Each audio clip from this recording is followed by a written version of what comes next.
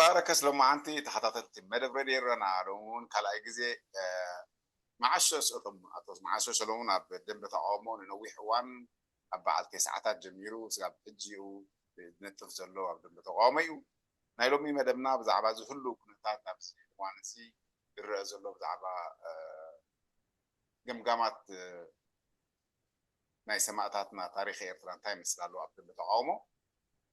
ግን መጀመሪያ ግን እሱ ኣብቲ ናይ ደንበ ተቋማን ወይ ስለፀናሐ ኣብቲ ናቱ ግዜ እንታይ ምስ ብኸመይ ርእይዎ ነይሮም ብዛዕባ ጀማዕታትና 20 ሰነ በዓል ነፃነት ታሪክ ኤርትራ ብሓፈሽኡ ብኸመይ ጥሙቶ ነይሩ ዝብል ሞ ማዕሾ ሰሎሞን ኣሎ መርሓባ ማዕሾ ሰሎሞን እንደገና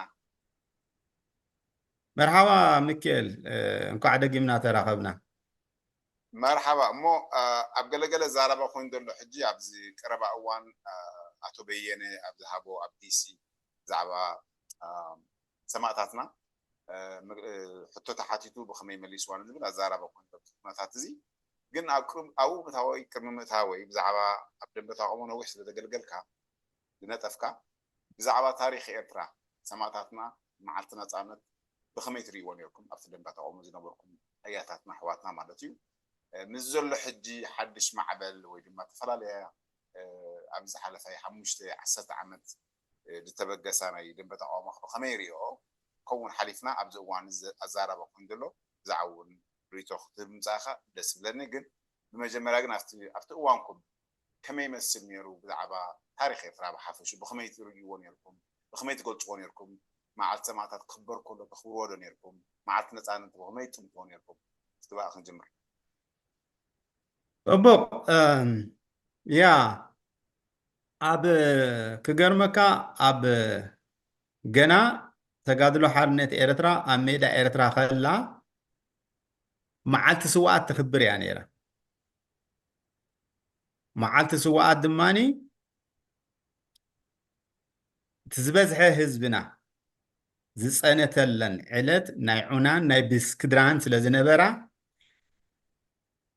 ዲሰምበር 1 መዓልቲ ሰማዕታት ናይ ኤርትራ ኮይኑ ኢና ነብዕሎ ነርና ክሳብ መሬት ኤርትራ ሓራ ኮይኑ ካብ መግዛእቲ ዕለት 20 ሰነ ሃገራዊት መዓልቲ ስዋኣት ስጋብ ትኸውን ስለዚ ሕጂ ብዛዕባ ስዋኣትና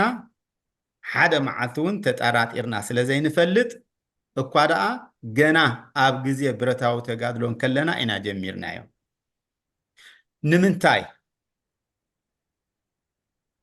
መስዋዕቲ ኸ እንታይ ድዩ ብዓንደ ርእሱ ንምንታይ ድና ኸ መስዋዕቲ ከፊልና ከዓ ምስቲ ታሪክ ዝተተሓሓዘ ማለት እዩ ንሕና ሰላማዊ ኣገባብ ኣቃላልሳ ፈቲኖም እቲኦም እምነ መሰረት ዘንበሮ ኣቦታትና ወይ ብእንግሊዝ እቲኦም ፋውንዲንግ ፋዘርስ ኣብ ክንዲ ናፅነት ኤርትራ ድማኒ ናብ ፌደሬሽን ኣትዩ ፌደሬሽን ድማ ኣፍሪሶም ገቢጦም ቶታሊ ከዓኒ እቲ ምምሕዳር ናይ ኤርትራ ከማን ኣፍሪሶም ስለዚ ሕጂ ገና ኣብቲ ፖለቲካዊ ቃልሲ እንከለዉ ኣቦታትና ከም በዓል ሸኽ ዓብደልቃድር ከቢረን ከም በዓል ብላታ ካሕሳይ ማሉን ድማኒ ቀዳሞት ግዳያት ናይቲ መግዛእታዊ ሕቶና ኮይኑ ስለዚ 1949 በዞም ክልተ ኣቦታት ብባንዳ ናይ ሃይለ ስላሴ ስለተቐንፀሉ መስዋእቲ ሽዑ ሃይሊ ጀሚሩ ስለዚ መስዋእቲ ምእንቲ ናፅነት ኤርትራ ንኸፍሎ ሓርበኛውን ጅግንነታውን ጽዋዕ ኩሉ ንሳሕልን ንባርካን ብረቱ ዓጢቑ ዝተዋግአን እቲ ገስጋሲ ንብሎ በቲ ናይ ቀደም ኣዘራርባ ናይ ሜዳ እቲ ተሓርሓሪ ንብሎ ሂወቱ ከፊሉ እቲ እስላማይ ንብሎ ሂወቱ ከፊሉ እቲ ክርስታናይ ንብሎ ድማ ሂወቱ ከፊሉላ ስለዚ መስዋእቲ መግለፂ እቲ ዝለዓለ ሓርበኝነትን ጅግንነትን ናይ ህዝቢ ኤርትራ እዩ ምእንቲ ህዝብኻን ምእንቲ መሬትካን ምእንቲ ሃገርካን ምብጃው ማለት እዩ መስዋዕቲ ስለዚ እዚኦም ኩሎም ደይዋን ኣብ ብረታዊ ተጋድሎ ኣብቲ ፖለቲካዊ ምንቅስቃስ ዝተሰውኡ ቦታትና ድሕሪኡ ከዓ ኣብ ብረታዊ ተጋድሎ ኣብ ልዕሊኡ ክርሳዕ ዘይብሉ ድማኒ እቲ ተኣሲሩ ዝተጨፍጨፈ ኤርትራዊ ብምዃኑ ጥራሕ እቲ ዝተገርፈ ኣብ ቤት ማእሰርቲ ኣማሕዩር ሂወቱ ዝጠፍአ እቲ ኤርትራዊ ስለ ዝኾነ ኣብ ኣኮሎ ግዛይ ኣብ ተሃዞሞ ንብሎ እዚ ኩሉ ሳሆ ተዛራባይ ኤርትራዊ እንከላይ ኣብቲ ምዛእ ባይዘወይ ክልተ ዓድታት ኣብቲ ምዛእ ተራሲዩ ንብረቶም ከይኣክል ጠንፂሎሞ እዚ ካልእ መስዋዕቲ እዩ እቲ መስዋዕቲ ጠጠው ኣይበለና ኣብዚ ልዕሊ 300 ዓድታት ነዲደን እየን እቲ ህዝበን ከዓ ተደብዲቡ እዩ ከምዚ ክብለካ ዝፀናሕኩ ናይ ዑናን ናይ ብስክድራን ዝበዝሐ ህዝቢ ዝጠፍኣሉ እዩ ኣብ ምስያም እዚ ቆላ ናይ እንታይ ኢኻ ትብሎ ናይ በዓል ዓረዳ ባርካ ናብ በዓል ድሉክ ዘውርድ እዩ ኣብ ከበሳ ኣብ ላዕሊ ድማ በዓል እምባ ደርሆ ተወሳኺ እዩ ኣብ በዓል 88 ናይ ሽዕብ እዚ ብምሉኡ ዋላ ናይ ባፅዕቲ ሓራ ምውፃእ ንህዝቢ ዘፅነትዎ ዝደብደብዎ ኣብታ ቅፅበት ርኢኻ እንተለኻ እዚ ብምሉኡ እዚ ኤርትራዊ ናፅነት ስለ ዝደለየ ጎይታ መሬቱ ክኸውን ስለ ዝደለየ ዝተኸፍለ መስዋዕቲ እዩ ስለዚ መስዋዕቲ ናይ ህዝቢ ኤርትራ ብቐሊሉ ዘይግምገም ረዚን ታሪክ ዘለዎ እዩ ስለዚ ኣብ ሜዳ ከለና ዋላ ሕጂ መዓልቲ ናፅነት ኣነ ብሮማ ነይረ ህዝባዊ ግንባር ዝወደኖ ፌስታታት ኣውሊዕ ሒዘ ስዕሳዕ ሓዲረ ያ ስእልታት ኣለኒ ኣይዊሽ ቀሪበ እየ ነይረ ሕጂ ዋላ ኣብዛ ዓዲ ስኻ ዘርከብካሉ መዓልቲ ናፅነት ኣነ ገጥም ነይረ ህዝባዊ ግንባር ስለ ዘምፅኦ ኢልና ተሓቢእና ንሕልፎ መዓልቲ ናፅነት ኣይነበረን እተን ውድባት የኽብሮኦ ነይረንን ምስቲ ቃልሲ ደካይዶ ነበራ ስለመሰል ፍትሕ ብኤርትራስ ጎኑ ጎኑኻ ታሪክ ኤርትራ ከም ዘለዎ እዩ ታሪክ መግዛእቲ እዩ ቁኑዕ ሕቶ ኢኑ ኣበጊሱ ገድሊ ኤርትራ ቁኑዕ ሕትኡ ከዓ ዋጋ ከፊሉሉ እቲ ዋጋ ዝተኸፍለ ድማኒ ናፅነት ኤርትራ ኣዊድና ኤርትራ ኣካል ናይዚ ልዕላዊ ዓለም ኮይና ፒሪየድ እዚ ኣብዚ ቀረባ እዋን ዝተዋዓልካሉ ኣብ ኣኼባ ዝነበረ ኣብ ዲሲ ኣቦና ያና ገለፅካሉ መንፋክት ኣብቲ ሪኢኻያ ትኾነ ካብዚ ሶሻል ሚድያ ሕቶትዎ ሕቶታት ኣብቲ ክጅምሮ ከለውስ ሰማዕታትና ክብሉ ከለዉ ብዛዕባ ሰማዕታትናን ብዛዕባ ኣብቲ ኣኼባ ዝነበረ ሃይማኖት ሓደ ሃይማኖት ዝሓዘ ጥራሕ ምንቅስቃስ ኮይኑ ንሪኦ ኣሎ ኢሎም ዝሓተትዎ በየነ ውፉይ ዝሃቦ መልሲ ካሉ ለኻ እስኪ ዝበለፀ ስኻ እቲ መልሱ በዚ ዘለው ኣብዚ እዋን ዝጠፍኡ ዘለው ኣብዚ ሙቭመንት ቤዚክሊ እንተዘይኮይኑ ናይ ቅድሚ ሕጂ ስዋዕታትናስ ኣይተንኮፎምን ብዝበለፀ ስኻ ብኸመይ ተረዲኣትካ ኣነ ክሪኣ ከለኹ ሰባት ከምዚ ትገልፆ ፀናሕካ ሰማዕታት ኤርትራ ተረዲትህሉ መስለኒ ብሰባታት ዘለካ ብዛዕባ ፍትሕ ክትቃለስ ወይዘር ዞም ፀናሕኩም ተቃዋምቲ ዲኹም ዋላ እዚ ሕጂ ናይ ብርጌድና ሓመዱ ዝተፈላለዩ ውድባት እንቀሳቀሱ ዘሎ ኣም ተራእየን ነይሩ መስለኒ ብኸመይ ርኢኻ ስኻ ብኸመይ ትግምታ ብኸመይ ድዩ ከምኡ ኢሉ መሊሱሎም በየነ ትብሎ ኣብዚ ሰዓት እዚ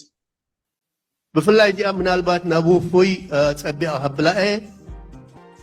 ዓንተሞ ክገልፅ ከሎ ብዚሲ እንታይ ኢሉ ማለት ክጅምር ከሎ እቲ ኣኼባ ዝኽሪ ነዞም ኣብ ቅድመና ዘለው ስእሎምን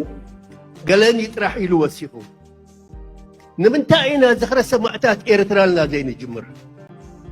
እቶም ኣብ ግዜ ቃልሲ ኣብ ግዜ ገድሊ ዝተሰውኡ ኣሓትናን ኣሕዋትናን ንርስዖም ኣለና ዲና ተራኸሙ ኮይኑ ካባይ ጀሚርካ ዘለው እዞም ዓበይቲ ብዚ ዘለና أبجدلي زعبنا أبجدلي تجادلنا زمسانا إنا كندي براور تحتنا نحواتنا أسوينا قبرنا زمسانا إنا نمنتاي زخر سمعتات إيرترا تباهي بحافش زي سواع إذا توقسوكم قدايا بفلاي نوفي بفلاي بدرجة برهم ساي زي سمع بزخ نجارة سلازلون أريمكم باكو أنتهمكم إذا قداي زي دقام الله حج لو مش تدقي مأذية يا قدمي كمي مليس اللهم كنقرأك ودي في توراري أبتي قالات ممراتو براور حواتنا قبل كله إذا حتى تاي ودي في توراري تبلا دلها ودي في توراري شنو ده حركة سوري ملئت شموخا يحاسكو وصانيحي تقادا لاي ناجبها إنيرو مرحبا حجون مساقم ፖለቲካዊ ርእይቱ ኣፀጊዑ ኣሳኒ እዩ ዝቃለስ ፍትሒ እቲ ንዓይ ዝተንከፈኒ ዝረብኡ ግን እታ ምዕባዩ ሓፍቱ መራሒት ጋንታ ኮይና ጉንበት 1981 ጓል ብርጌደይ ኮይና ኣብ ሳልሰይቲ ቦጦለኒ ብርጌድና 48 ስዋኣ ዝኸፈለትሉ መዓልቱ ሓብቱ ተሰዊኣቶ ንዓኣ እንዳዘከረ እዩ ዝሓትት ነይሩ እዚ ሰብ ዕድል ነይርዎ እቲ ጥሙሓት ናይቲ ሰብ ከንብብ ስምዒት ናይቲ ሓታታይ ከንብብ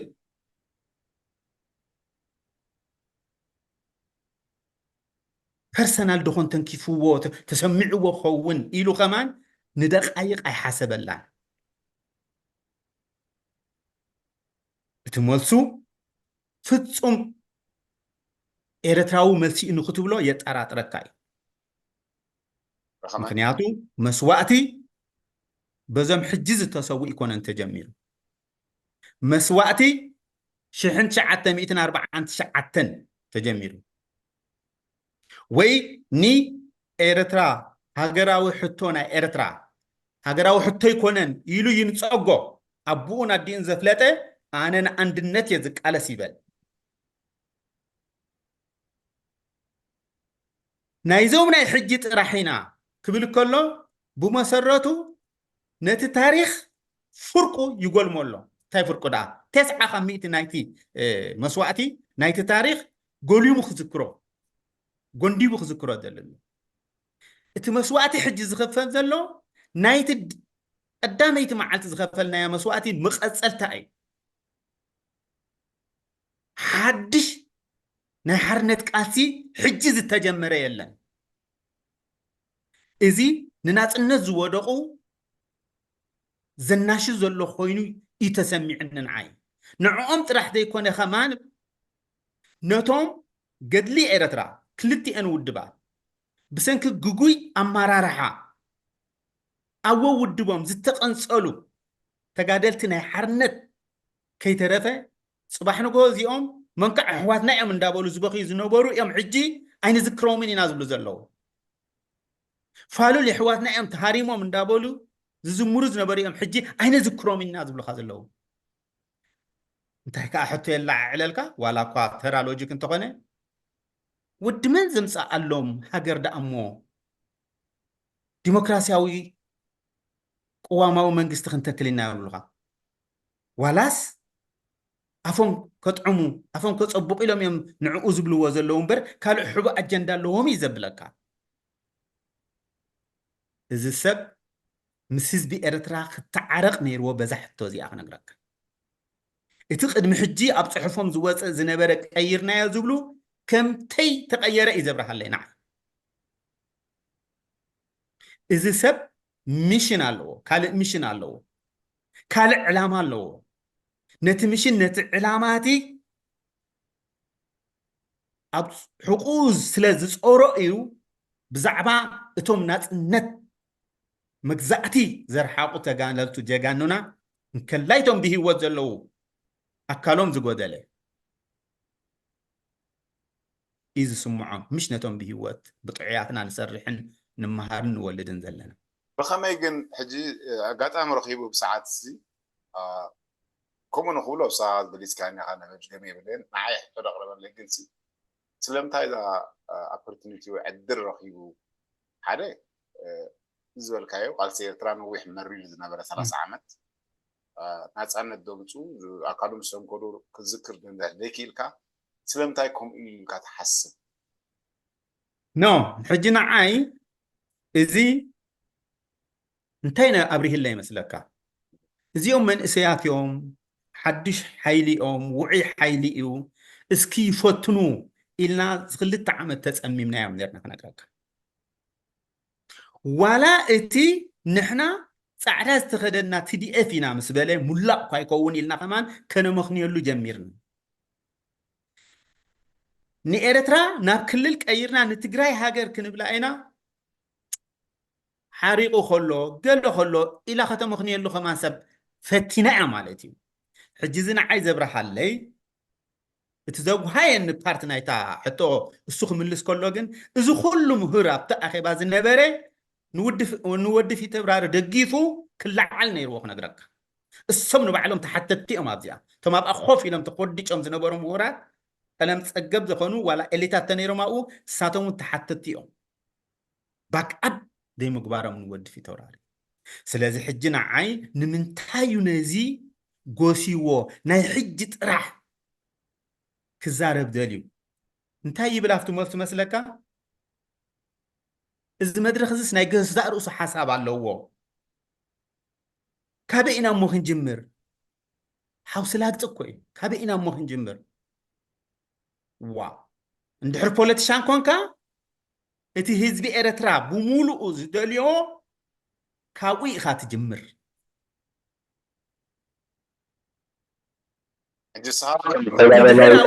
ኣውልዕ መለለይ ኢኻ ትጥቀመላ ኣለኻ ኮንካ ወዲ መስከረም ኢኻ ማለት እዩ ወዲ መስከረም እንተኾንካ ኣብ መስከረም ዝወደቑ ዘይምዝካርካ ካልእ ሕቡእ ኣጀንዳ ኣለካ ሕጂ ምናልባት ኣብ መወዳእታ ክዛረበሉ ዳ ብዛዕባ ነቶም መንእሰያት እምበር እዚ ሰብ እዚ ግን ኣግሂዱ ካብ ኤርትራዊ ኣጀንዳ ወፃኢ ዝኾነ መደብ ኣለዎ ኢሉ እዩ መደምደምታ ዘብፅሓኒ ንዓይ ናብርጌን ሓመድ ባይሳ እዩ ሕጂ ኣብዚ ሰዓት እዚ በየነ ኣይበሎ እምበር እንድሕር ስእሊ ናይ ብርጌን ሓመዱ ወይ ድማ ኣብ ቅድሚት ኮይኑ እሱ ዘረባ ዝቃል ዝህብ እንድሕር ኮይኑ ሓመዱ ብኸመይ ጠቕሞም ዶ ይበሎ ትብል እስኻ ብሰዓት እዚ ሰብ ክኮነ ያ ትውክሎ ኣብ ኸይዳ ሰሚናር ዘለዎ ሓደ ሰብ መሪሑ ነቲ ሰሚናር ድሕሪ ኸይድ ኣሎ ግን ብኸመይ እስኻ ትሪኦ ብውልቀለ ትሪኦ ዝሕጂ ኩሉ ብርጌን ሓመዱ እውን ኣብዚ ዓይነት ቁጣዕ ንክንደይ ተጋደልቲ ጀብሃን ህዝባዊ ወንበር ዝነበሩ ተቆጣዕ ብዙሓት ኣለዉ ብሰዓት እዚ ብኸመይ ትሪኣ እስኻ ንመን ጎዴእ ትብሎ ብዚ ንብርጌን ሓመዱ ብኸመይ ይፀልዎ እቲ ጽቡቕ ነገር ነቲ መድረኽ ናይ ብርጌን ሓመዱ ጨዊ እዩ ዝጥቀመሉ ዘለ እምበር እሱ ኣፈኛ ናይቲ ብሩህ መጻኢ ዝበሃል ምንቅስቃስ እዩ ደይ ብሩህ ኳዳዕ በዚ ዘራርብኡ እዚ ንስዋዓት ናይ ኤርትራ ኣቋናፂቡ ዝሓልፍ ምሽ ብሩህቲ ኤርትራ ከምፃልካ ናይ ደብዛዝ ፀልማት ኤርትራ ዘምፅእ ቶኒ ነይርዎ እዚ ትቶኑ ሕጂ ብርጌን ሓመዱ ዕድል ኣለዎም እዚ ምንቅስቃስ እዚ ከም ካልእ ኣብኡ ነቲ መድረኽ ክጨዊሉ ዝመፀ እምበር እሳቶም ኣብ ሃገራውነቶም ነኺሶም ኣብ ኤርትራ ልዕላውነት ሕጊ ንክሰፍን ዝተበገሱ መንእሰያት እዩ መድረኾም ዝፅይቀሎም ዘሎ ሕጂ ዕድል ኣለዎም ብርጌን ሓመዱ ነብሰም ሰሪዖም ካብዘን ከምዚአን ዝኣመሰላ ኤርትራዊ ኣጀንዳ ዘይብለን ውድባት ኢዶም ክሓፁ ምክንያቱ ሎማዓንቲ ንብሩህ መጻኢ ወኪል ኸማን ኣይበለን ኣብቲ ዘረብኡ ስለዚ ንዕኦም እውን ይልክሞም ኣሎ ብተዛዋሪ መገዲ ስለዚ ብርጌን ሓመዱ ነብሱ ዝሰርዐ መንእሰይ እንድሕር ደኣ ኮይኑ ሕጂ ወፂኡ ነፍሱ ካብዚኦም ዝንፅለላ መግለፂ ከውፅእ እውን ኣለዎ እቲዮም ሕጂ የለውን ኮይኖም እምበሪ በዓል ጆን ብላክ ተጠሊዑ ኢልዎሚ ንሕና መስዋእቲ ኣሕዋትና ስለ ዝተጨወየ ልዕላውነት ህዝቢ ከነረጋግፅ ኢና ንቃወም ዘለና እምበሪ ንማንም ጓና ተፀበይቲ ኮናን ስዋኣት ኣሕዋቶም እንዳስተንተኑ እዮም ዝዝክርዎም ስለዚ እዞም ከምዚኦም ዓይነት ኣለዉ እውን ሕጂ ኣብ ኤሮጳ ከም በዓል ቱባክ ኣብ ኖርዝ ኣሜሪካ ከዓ ከም ካፕቴን ኤርትራ ነፍሶም ወጊኖም ንጹር መግለፂ ከውፅኡ ክእሉ ኣለዎም ኣብዚ ሰዓት እዚ ምዚኦም ምስራሕ ኣክቹዋሊ ምዚኦም ምስራሕ እናሻዕ ካብ ህዝቢ ኤርትራ ከነፅሎም እመነኒ ይብለካ ኣለኹ እዚ ሰብ እዚ ኣብ ሱዳን ድዩ ኣብ ኤርትራ ድዩ ጠንቅት ዝበለላ መዓልቲ ይብለካ ኣለኹ እቲ 5-7 ዘሰውአ ስድራ ቤታት ታደኽት ምንጭቶ እያ ብጭቕ ኢሉ እውን ኣይዛረብኒ ክነግረካ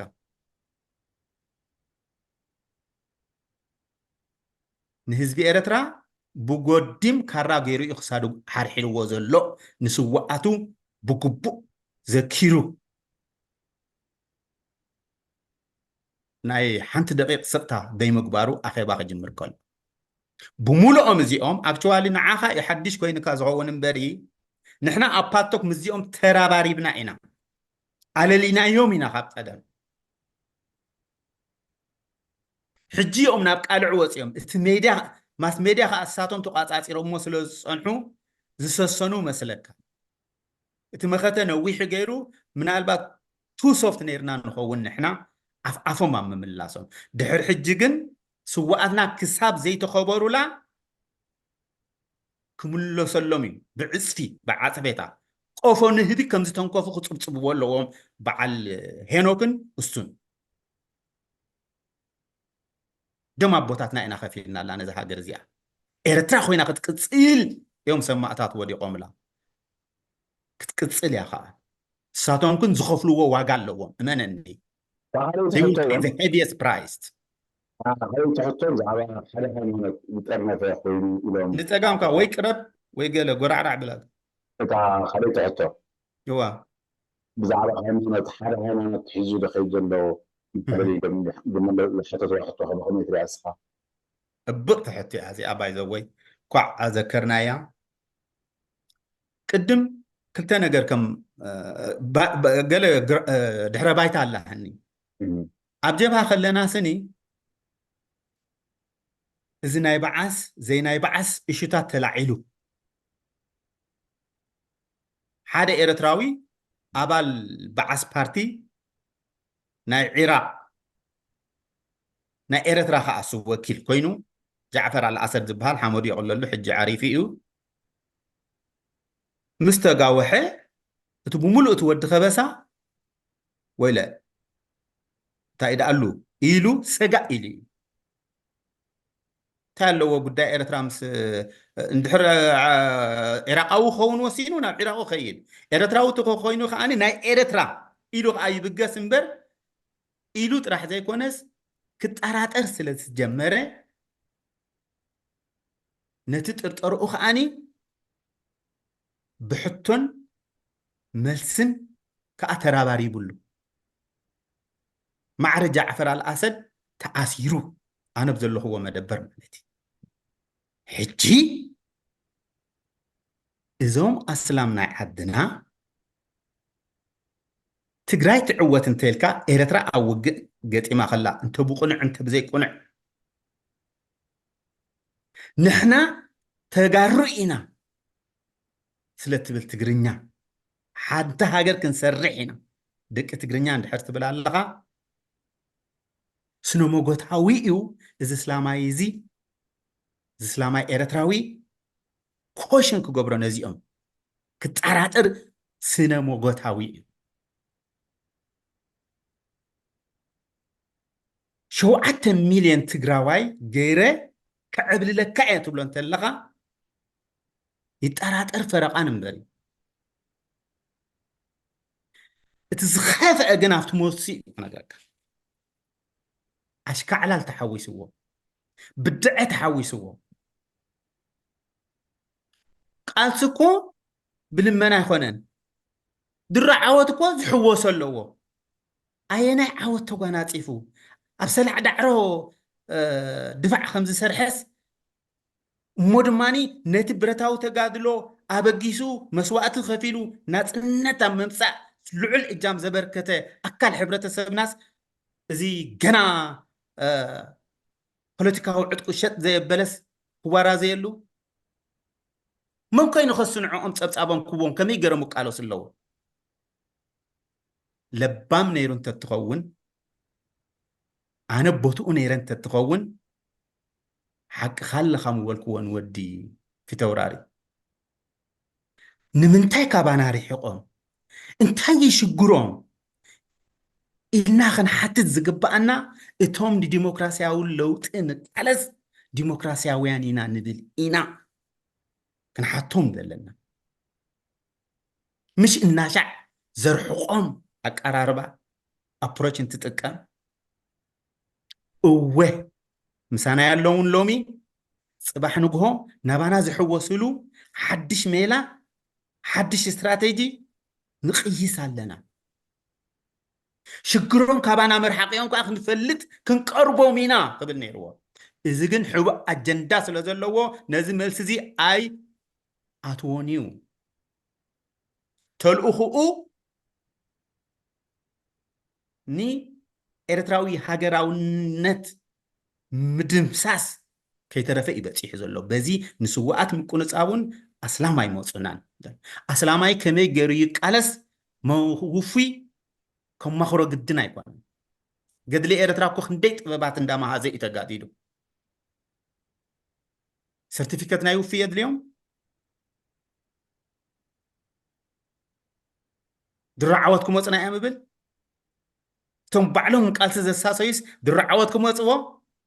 يردوا دي شو حتى لو يرس كابكرن خمسة أسرو يسوتوا دي إدريس محمد علي درافاي أبي إرترا تجويت أفيه خمسة له وا زم حزبنا إرترا نحزب إرترا بسبار منس أرزت أموتي أمزيام كناكراك نتبمولو حزب إرترا أيفلت وانيوم السومن تاتجرني أمن تجراوي أبي تبي أزل لخ الله بس أنكو زامدون يدليل له تقول كل حاجة من هتقلد زلها ها زيهم كتر كل حاسن من تقلد إزي خبوز بله أوكي نسوات كذا يلعل أنت خوينو معتنا تنت زي خبرة أنت خوينو نيرترا خلل غيرت تجراي هاجر كجبر أزبل إزي أفنيا ناي بروه مسائيو أجازيان كاللو مسؤول كالو قلبابهم قليعون كأني عند النتاويان كاللو بسورانا زباجو كان بعال يسيف قبر هيوت شو من العلماء لنا زي كاليفورنيا زلو عند النتاوي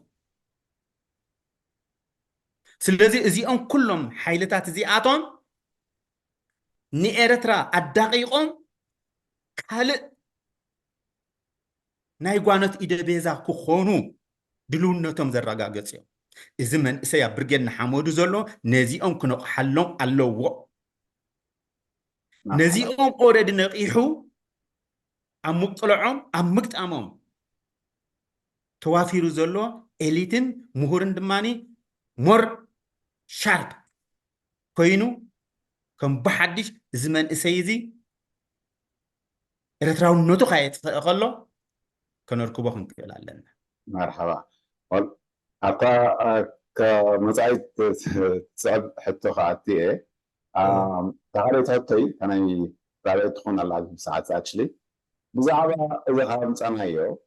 بزعبا إذا نبتنا هذا الناس حتى بزعبا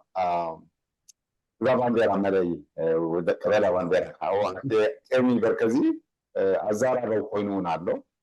كابوز حد سمعي سلام كان ما بساعات زي تا بحاجة تفلت بانديرا إترا فات جبركاتا بانديرا بساعات زلاء زبل بدو حتات تقربي دي غا مرسي دول الله كراها جمري له انتي بدها خا الصلاة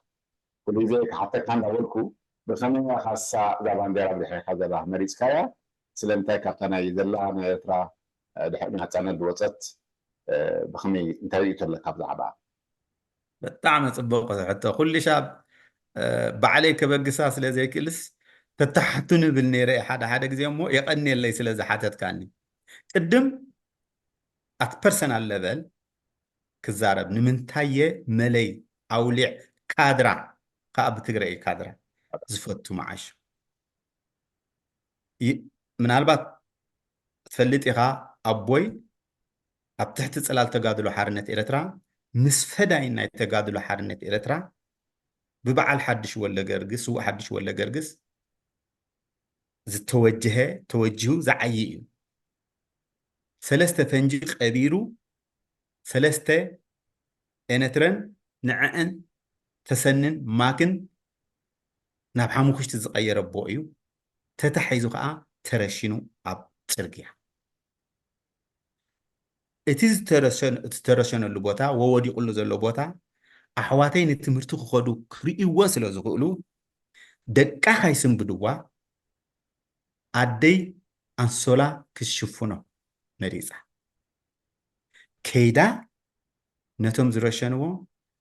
ፍቓድኩም ድዩ ኣንሶላ ክሽፍኖ ኢላቶም ሕራ ኢሎም ኣሚና እዩ 10 ቆልዑ ዝወለደላ ኣሚና እዩ ወዲቁ ዘሎ ምልክት ናይ ንብዓት ሃይርኣየትን ቢኮዝ ክደግምዋ እውን ይኽእሉ ንዓኣብኡ ክሽፍኖ ከላ ግን ኣውሊዕ መለይ ከም ዝሸፈንኩኻ ፀብፅቦ ኢላቶ ብልባ እዚ ድሓር ተዕልለኒ እዩ ስለዚ መለይ ኣብ ገዛና ኣብ ልብና ምዉቕ ቦታ ኣለዎ ሓደ ንህዝቢ ኤርትራ ብኩሉ ድማኒ መለይ ተደይ ትነብር ሓደ መስከረም ኣይምመፀን ሓደ መስከረም ተደይ መፅእ ድማኒ ጉንበት 24 ኣይመሃሎ ኮታስ ከይበልካ ሁ ኣይበሃልን ከይበልካስ ኣብ ዜድ ኣይትኸይድን ንህዝቢ ኤርትራ ምልክት ሓድነቱ ኣዝያ ሕላገት ሓድግነቱ ኣዝያ ናብታ ከርሰ ሕቶኻ ክምለስ እሞ ሕጂ ናፅነት መፅዩ ሓዳስ ባንዴራ ኣብ ክንድውልዕ መፅያህልና እንድያ ወመፅያህልና ዓለም ከዓ ንዓኣ እኳ ደኣ ፈልጥ እዞም ኩሎም ስፖርት ቢንያም እኮ ንዓኣ ተኸዲኒ እዩ ዓለም ዝፈልጦ ታጎያይት ቆልዓ እኮ ዳንኤል ኮኒ ናይ ፈረንሳ ናይ ዓቐብ ብልጫ ክወስድ ከሎኮ ንዓኣ ተጎልቢቢ እዩ ዓለም ዝፈልጦ حدثنا أمان ሕጋዊት ባንዴራና እያ ሕጂ مرحبا እታ 33 ዓመት ገይራ ዘላ ኤርትራ መለለያ እሳ እያ ቅሬታኻ ኣሎ ካዲዳ እሞ ብዛዕባኣ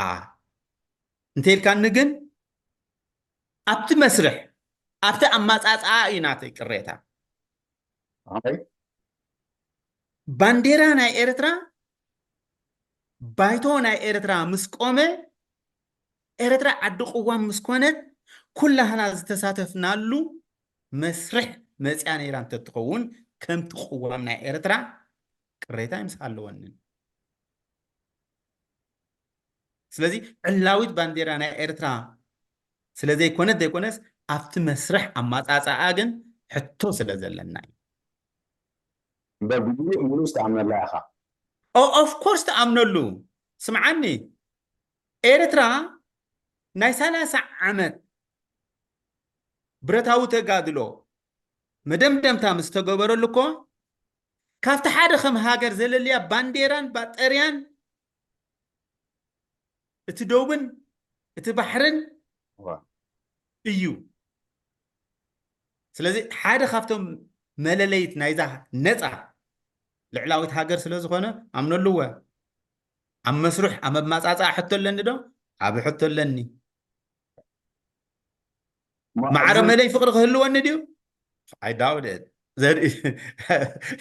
ብለካሲ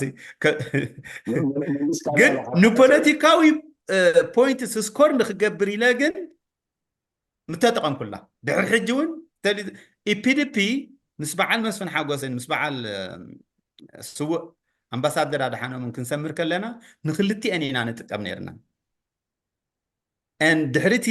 ናይ መስመሪ ጉባኤ ኣብ ጓይላ ንዓዮም ሓዛይሎም ንነታ ባንዴራ ንመጀመርያ ግዜ ከዓ ሽዑ ሒዘያ ነይረ ክንዲ ኣለዋ ሓንቲ ባዘላት ከክልተ ኣብ ገዛ ባይዘወይ እዚ መስሓቅ እዩ ሓወይን ወዲ ሓፍተይን ኣብ ፌስቲቫል ድዩ መዓልቲ ናፅነት ናይ ኤርትራ ኤኒዌይ ተፈኖ ዝመፀሉ ኣብኡ ምስዮም ባንዴራታት ሒዞም መፅዮም እቲ ሓወይ ቁሩብ ፈሪሕኒ ኣብታ ጋራጅ ገዲፍዋ መፂ ነታ ዝዓበየት ባንዴራ እቲ ወዲ ሓፍተይ ግን ነታ ንእሽተይ ሒዙ መፅዩ ኣንክል ከመይ ኢልካ ውዒልካ ኢልኒ ፅቡቅ ኢለዮ እሞ ምሽ እስኻ ንዲሞክራሲ ኢኻ ትቃለስ ዘለካ ኢልኒ እወ ክስርዓለይ ደሊኻ ዲኻ ብሎ ከዓ ኣነ ሕጭጨሎ ኣይፋለይን ይብለኒ ኣብዚ ገዛሲ ዲሞክራሲ ስለተኣምን እስኻ ክልቲአን ባንዴራ ኢና ነቐምጥ ሽፋ ግበረልካ በዛ ኣንጎሎ በል ግበራ ፊተይ ጥራሕ ፊታ ቴሌቭዥን ኣይቲ ግበራ ንግሆን ምሸትን ካይሪኣ እምበር ግበራ ኢልናዮ ሕጂ ኣብዚ ገዛ ክልቲአን እየን ዘለዋ መርሓባ እሞ ኣብዚ ገንበ ተቃውሞ ፍላይ ናይ ደገን ሓመዶ ሕጂ ብዙሕ እዛ ናይ መለይ ባንዴራ እያ ትረአ መብዛሕትኡ ግዜ ንዖም ዝጠቕሞም ዶ ንሓጠሕ ዲስፕሌይ ክገብሩ ከሎ ዋላ ዓለም ክፈልጠካ ከሎሲ በታ ኣላዊት ባንዴራ ኤርትራ ዘይኮነ ንፈልጠካ እንታይ ሪኢቶ ኣለካ ብዛዕባ እኖ እዚኦም እኮኒ ከም መለለይኦም ከም ተቃወምቲ መናሃርያ ክትኮኖም መላዓዓሊ ክትኮኖም እዮም ተጠቂሞምላ እምበር ከም ኤርትራውያን ዓለም ክትፈልጦም ኢሎም ኣይኮኖን ዘበልብልዋ ዘለዉ ሕብሪ መሪፆም ነባር ሕብሪኣ ንሓድነት ህዝቢ ኤርትራ ከዓ ትውክል እያ እንድሕር ናይ ልቦም ሓድነት ኤርትራ ዘገድሶም ኮይኑ ኣየገድሶምን ግን ብፍላይ እዚኦም ብሩህ መፃእን እዞም ኣግኣዝያንን እዞም ፈልሲ ዮሴፍ ገብሪ ሂወትን ዝመርሖምን ከዓኒ እዚ ኣይናቶምን እያ ክትፈልጥ እቲ ትግራይ ትግርኝ ክዕውዝ ዝደልን እቲ አንድነት ዘንባኽቑ ዘሎን መለይ ፀላኢቶም እያ ምክንያቱ መለይ ናፅነት ኤርትራ ንክመፅእ መንእሰይ ዘውሓዘት እያ ኣውሊዐየ መለየ ክስዋኣልክየ ባዕለየ ኢሉ ይወፂ መንእሰይ ኤርትራ ጎበዝ ኤርትራ ስለዚ ሕጂ እዚኣ እምበለም ሕሰባ ከም ምልክቶም ሕሰባ እምበሪ መለለይት ከም ኤርትራውነቶም ኢሎም ኣብ ቅድሚ ዓለም ዝቆርብላ ኣይኮነትን ሲምፕሊ ተቃወምቲ ኢና ፍሉይ ባንዴራ ካብቶም ናይ ደገፍቲ ክህልዎም ደልዮም መለይ መሪፆም መለይ ኩሎም ኣፍቅርዋ ድዮም ተልካ ግን ሓደ መስከረም ከብዕሉን ተጀሚሮም መዓልቲ ናፅነት ከብዕሉን ተጀሚሮም እቲ ከርሰ ዕላማ ናይ መለይ ምስራዓምዎ ጥራሕ እዩ ዝረጋገፅ ንህዝቢ ክኸስቡ ነዚ ብዝዝዓት እዚ እዛ ባንዴራ ዕላዊ ዝኾነት ባንዴራ ኢና ንኣምን ዝብሉ ግን ፖለቲካዊ መክሰብ ረኽብላ ደልካ ትሓስብ እዛ መለይ ኖ ኣክቹዋሊ እንታይ መስለካ ንሕና ይኹን እሶም ግደፍ ዶ ነቲ ምስ መንግስቲ ኤርትራ ወጊኑ ዘሎ ነቲ ሳይለንት ማጆሪቱ ክትማርኽ ክስሕብ ኢልካ እውን እኮኒ ትገብሮ ትኽእል ኢኻ ምክንያቱ ኣታ እዚኦም ናፅነት ኤርትራ ካብ ዘየብዓሉ ስዋኣት ኣይነብዕልና ካብ ኮሉስ እሞ ፌደሬሽን ዳኣደልዮም ክኽብሎም ይኽእል ይሰብ እዛ ናይ ፌደሬሽን ምምራፀምሲ ናይ ብሓቆም እዮም እሞ ትግራይ ትግርኝ ዝብሉና ዘለው እሞ ናይ ብሓቂ እቲ ሓደ ከዓኒ ኢትዮጵያ ትሕሸና ገድሊ ኤርትራ ክጅመር ኣይነበረን ዝብለና ዘሎ እኮ የብለካ እዩ ክገርመካ ብለካ ኣለኹ እድሚ ሕጂሲ እዚ ኣውሊዕ ን30 ዓመት ኣብዚ ምዕራብ ካናዳ ንበይነይ ነይራሃኒ ምናልባት እንዳገደ ዝገር ትነብሮም ትኸውን ኣብ ክሳረይ ተገይረያ መሕነቂት ከያ ዝብሉኒ እንተ ተጎልቢበያ ደይ መግነዚት ከያ ዝበሉኒ ኩኦም ሕጂዚ ዝክደንዋ ዘንበልብልዋን ዘለው ኢሳያስ ናብ ኣይሲስ ክቐርብ ኣለዎ ኢልና ኣብ ኒውዮርክ ዝገበርናዮ ሰላማዊ ሰልፍስ ኣውሊዕ በዚ ሓይሎም ኮምፕሌን ዝገበሩ እዮም ሕጂ ፀይሮማ ዘለው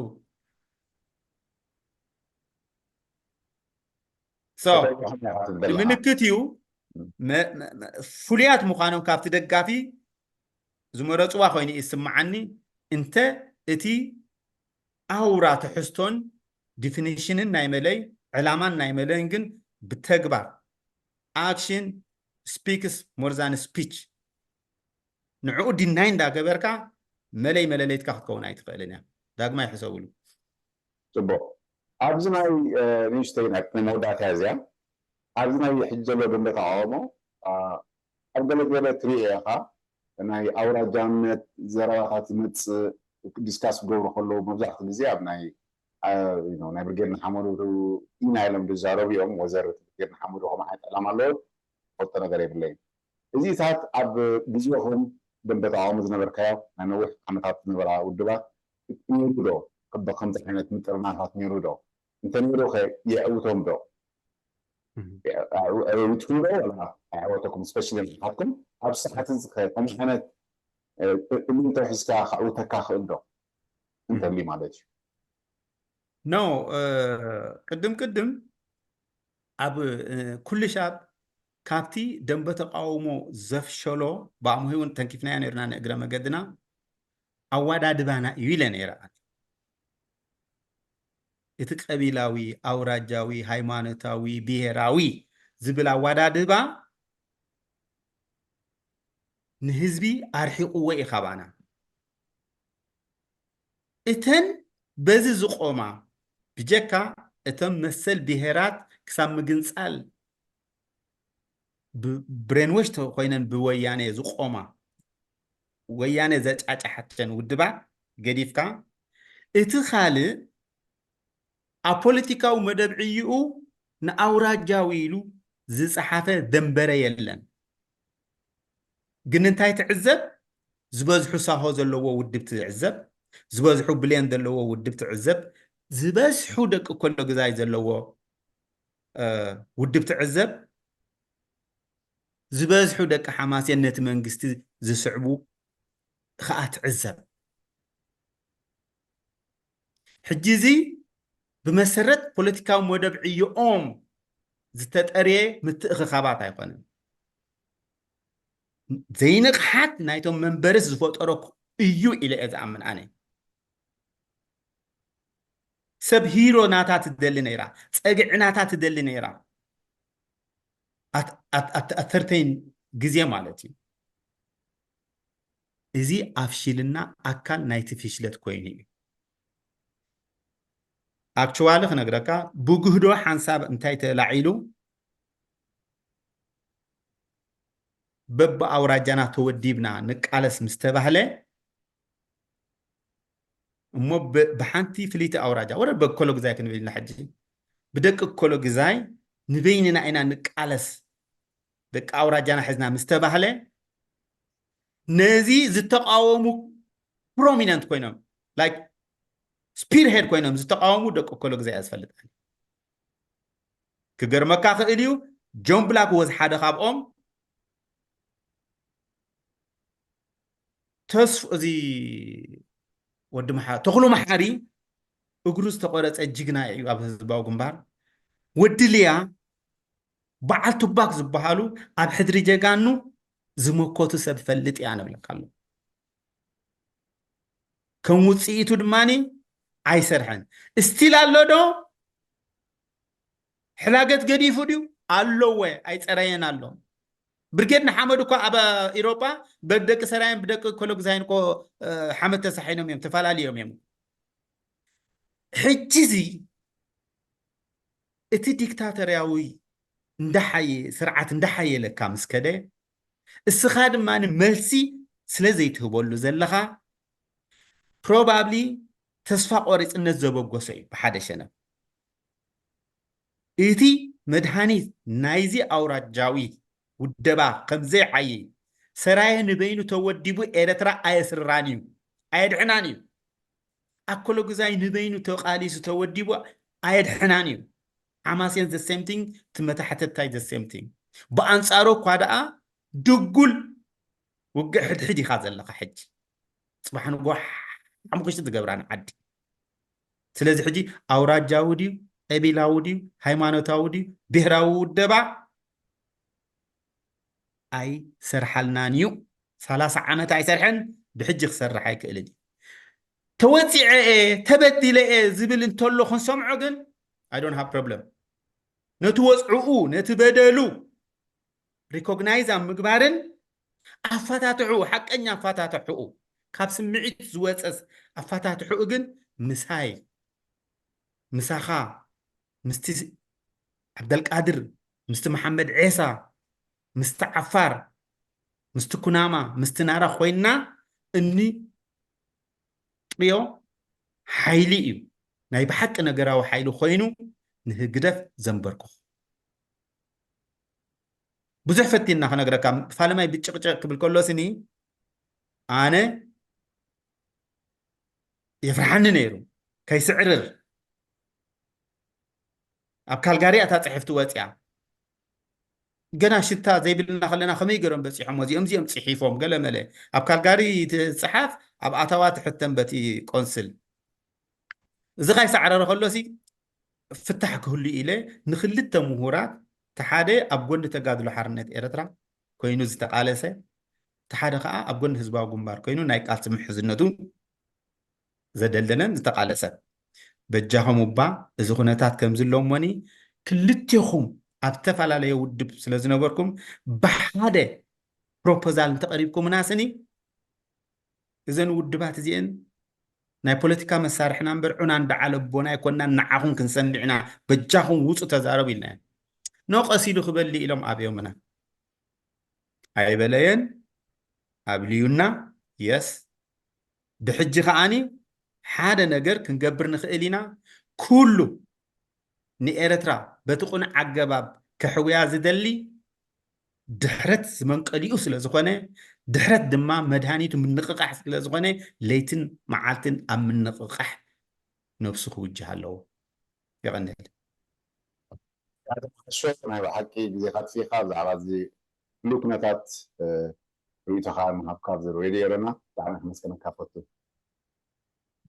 يغنى لي مايك خوف لك أبقى جزيان الرحاب مرحبا